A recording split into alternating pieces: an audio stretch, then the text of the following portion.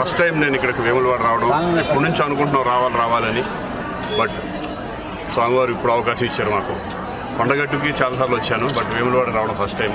అది ఈ కార్తీక మాసంలో స్వామివారిని దర్శనం చేసుకున్నందుకు చాలా సంతోషంగా ఉంది. కార్తీక మాసం లాస్ట్ రోజు నేను కూడా కార్తీక మాసం ఈ నెల రోజులంతా మేము కూడా ఉపవాసాలు ప్లస్ అన్నీ నిష్టగా ఉన్నాము.